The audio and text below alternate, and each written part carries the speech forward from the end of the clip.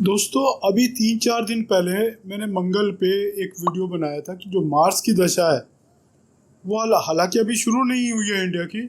लेकिन जो प्रिडिक्शंस मैंने आज से 2 साल पहले उस वीडियो में एक भविष्यवाणी की थी कि ये मंगल की दशा हिंदू मुस्लिम के बीच में एक बहुत बड़ी रिफ्ट लेके आने वाली है। जब ये भविष्यवाणी की थी तब हमारा पड़ोसी देश बांग्लादेश हमारा मित्र था। और उस प्रिडिक्शन के बाद देखो हालात कितनी फास्ट चेंज हुए। फास्ट क्या चेंज हुए, वो बांग्लादेश जो हमारा मित्र था वो दुश्मन बन के आज हमारे सामने बैठ गया।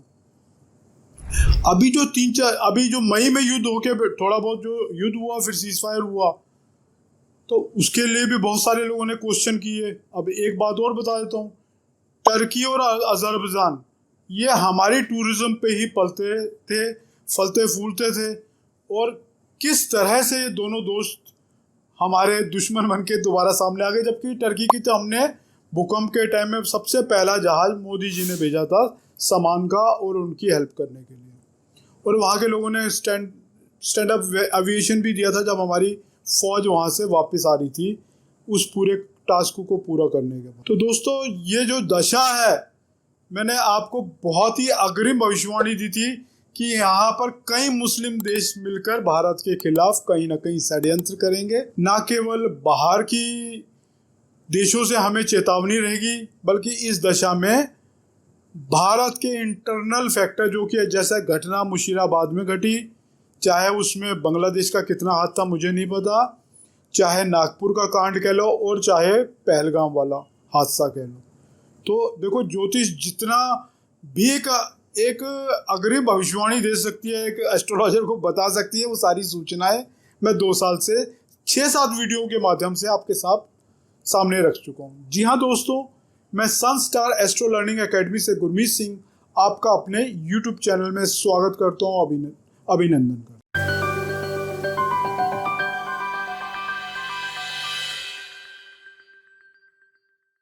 जो क्वेश्चन मेरे समक्ष पूछे गए, कुछ डिसेंट क्वेश्चन थे जिनका आंसर देने की कोशिश करूंगा। कुछ शायद पाकिस्तान से कुछ मुस्लिम्स ने कुछ कमेंट्स भी किए मेरे पे कि भारत के टुकड़े हो जाएंगे। टुकड़ा तो देखो बलूचिस्तान जो सुनने में आया, मुझे पास कोई कंफर्मेशन नहीं है, टुकड़े उन्हीं के हुए।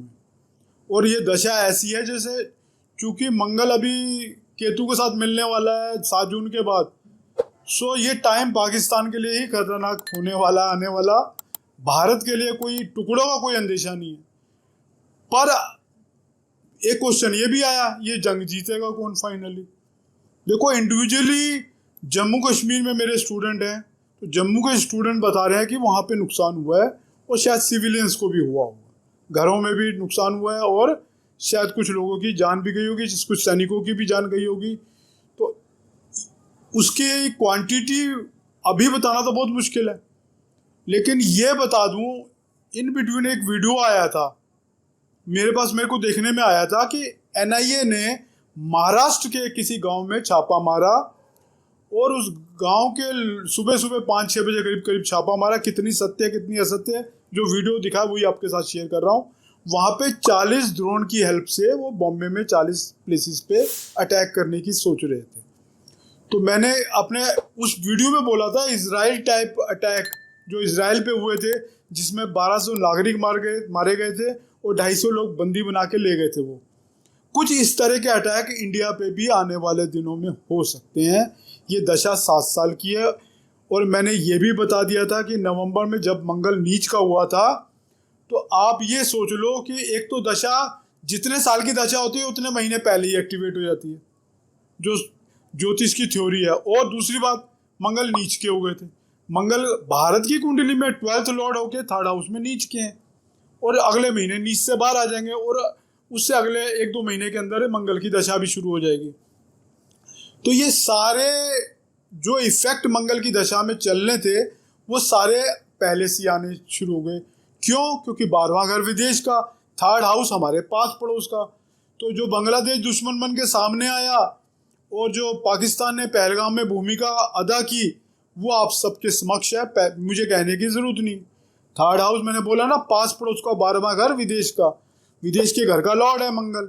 ये शरारत में चाइना का भी हाथ हो सकता है। लोगों ने मेरे से पूछा चाइना इस लड़ाई में कूद सकता है।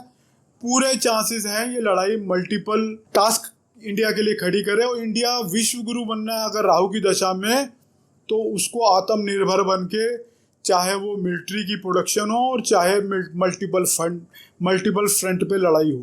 तो अगर राहु की दशा में, जैसा कि मैंने पहले अग्रिम भविष्यवाणी की है, राहु की दशा शुरू होगी 2032 से 2050 तक चलेगी। उसी दशा में भारत एक सुपर पावर बनेगा, विश्व गुरु बनेगा। वो राहु की दशा कैसी जाएगी अलग विषय है, अलग वीडियो बनाऊंगा। किस किस क्षेत्र में भारत तरक्की करेगा वो पूरे का पूरे मेरे मन में सब पता है मुझे कि किस क्षेत्र में इंडिया तरक्की करने वाला है। जो आज की क्षेत्र है वो आर्टिफिशियल इंटेलिजेंस का है, इंडिया का सिक्का वहीं गड़ने वाला है। सॉफ्टवेयर में, आर्टिफिशियल इंटेलिजेंस में, डिजिटल मार्केटिंग में इंडिया की परफॉर्मेंस पूरे वर्ल्ड में लीड करने वाली है। अभी इस लड़ाई में देख लो तो भारत के जो इक्विपमेंट डोमेस्टिक मैन्युफैक्चर्ड थे वो सारे के सारे एक्यूरेटली परफॉर्म किए उन्होंने। एक डिफेंस सेक्टर ऐसा है जहाँ पे इंडिया का वर्चस्व रहेगा, क्योंकि मंगल की दशा भारत की, न केवल भारत की बल्कि मोदी जी की भी मंगल की दशा चल रही है। ये पूरी शक्ति देती है लड़ने की, और ना केवल शक्ति देती है, ये आपको हारने भी नहीं देगी। पुतिन इसका एग्जाम्पल है। पुतिन की भी मंगल की दशा चल रही है, और कितनी बड़ी लड़ाई और कितने कंट्री ने सपोर्ट किया यूक्रेन को, वो जग जाहिर है। और क्या वो रशिया को हरा पाए? आखिर समझौता अमेरिका को भी करना पड़ रहा है रशिया से। उसे पता है रशिया से मैं जीत नहीं पाऊंगा। और पूरा यूरोपियन वर्ल्ड अपने घुटनों पे आ चुका है यूक्रेन की लड़ाई में। उनकी समझ में नहीं आ रहा है कि बिना अमेरिका के ये लड़ाई कैसे, अमेरिका ने तो उनको भगवान भरोसे छोड़ दिया।